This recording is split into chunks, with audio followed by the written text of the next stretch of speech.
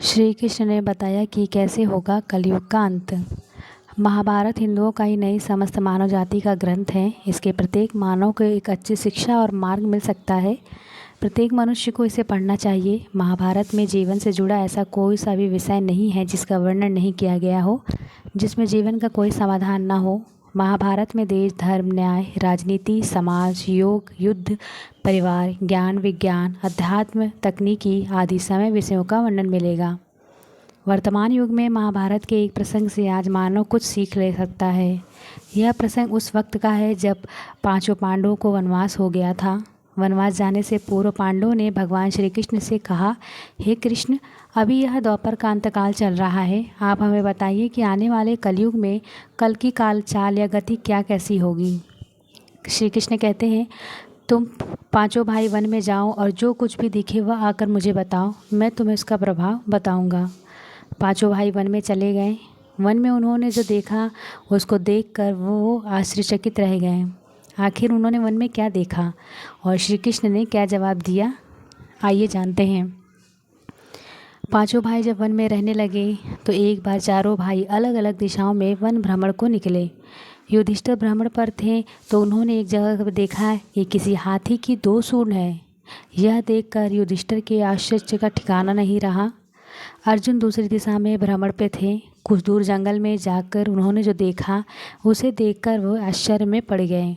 उन्होंने देखा कि कोई पंछी है, उसके पंखों पर वेद की रचनाएं लिखी हुई हैं, पर वह पंछी मुर्दे का मांस खा रहा है।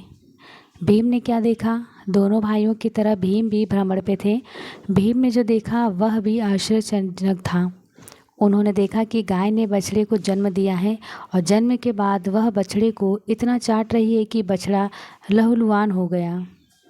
सहदेव जब भ्रमण पे थे तो उन्होंने चौथा आश्चर्य देखा कि 6-7 कुएं हैं और आसपास के कुओं में पानी है, किंतु बीच का कुआं खाली है। बीच का कुआं गहरा है, फिर भी पानी नहीं है।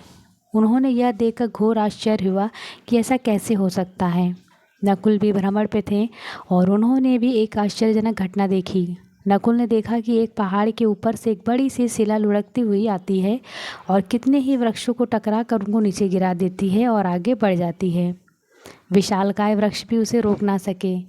इसके अलावा वह शिला कितनी भी अन्य शिलाओं के साथ टकराए पर फिर भी वह रुकी नहीं और अंत में एक अत्यंत छोटा पौधा का स्पर्श होते ही वह स्थिर हो गई। पांचों भाइयों ने अपने देखे गए दृश्य की चर्चा की और शाम को श्री कृष्ण को अपने अनुभव सुनाया। सबसे पहले युधिष्ठिर ने कहा कि मैंने तो पहली बार 2 सूंड वाला हाथी देखा है। यह मेरे लिए बहुत ही आश्चर्यजनक था। तब श्री कृष्ण कहते हैं, हे धर्मराज, अब तुम कलिकाल की सुनो। कलयुग में ऐसे लोगों का राज्य होगा जो दोनों ओर से शोषण करेंगे, बोलेंगे कुछ और, करेंगे कुछ और, मन में कुछ और, कर्म में कुछ और। ऐसे लोगों का राज्य होगा, इससे तुम पहले राज्य कर लो। युधिष्ठिर के बाद अर्जुन ने कहा कि मैंने जो देखा तो इससे भी कहीं ज़्यादा आश्चर्यजनक था। मैंने देखा कि एक पंछी की पंखों पर वेद की रचनाएं लिखी हुई हैं और वह पंछी मुर्दों का मांस खा रहा है। तब श्री कृष्ण ने कहा, इसी प्रकार कलयुग में ऐसे लोग होंगे जो बड़े ज्ञानी और ध्यानी कहलाएंगे। वे ज्ञान की चर्चा तो करेंगे लेकिन उनके आचरण राक्षसिक होंगे। तब पंडित और विद्वान कहलाएंगे, किंतु वे ये ही रखते हैं कौन सा मनुष्य मरे और कौन नाम से संपत्ति कर जाए। हे अर्जुन, संस्था के व्यक्ति विचारेंगे कि कौन सा मनुष्य मरे और संस्था हमारे नाम से हो जाए। हर जाति धर्म के प्रमुख पद पर बैठ के विचार करेंगे कि कब किसका श्राद्ध हो, कौन कब किस पद से हटे और हम उस पर चढ़ें।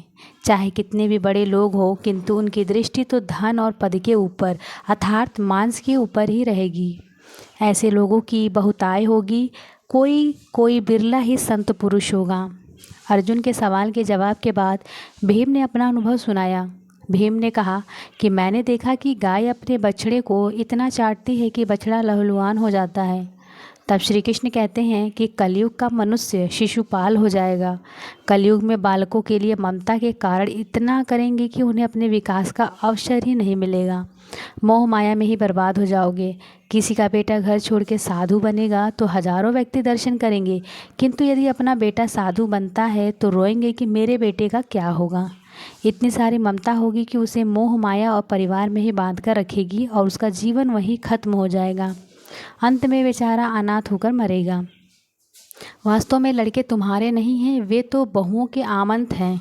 लड़कियां जमाई की अमानत हैं और तुम्हारा यह शरीर मृत्यु की अमानत है। तुम्हारी आत्मा परमात्मा की अमानत है। तुम अपने शाश्वत संबंध को जान लो बस। भीम के बाद सहदेव ने पूछा, हे श्री कृष्ण, मैंने जो देखा उसका क्या मतलब है?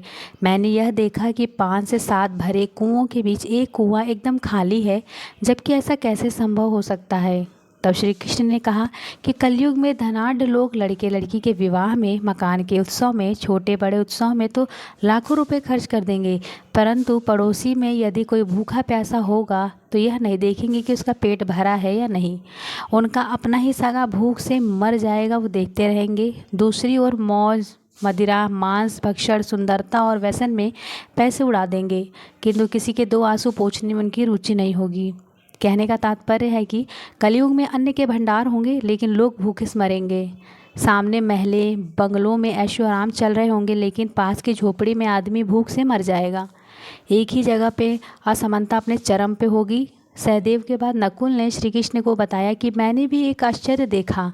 वह एक बड़ी सी चट्टान पहाड़ से लुढ़कती वृक्षों के तने और चट्टानों से रोक ना पाए, किंतु एक छोटा सा पौधा टकराते हुए चट्टान रुक गई। तब श्री कृष्ण ने कहा, कलयुग में मानव का मन नीचे गिरेगा, उसका जीवन पतित होगा।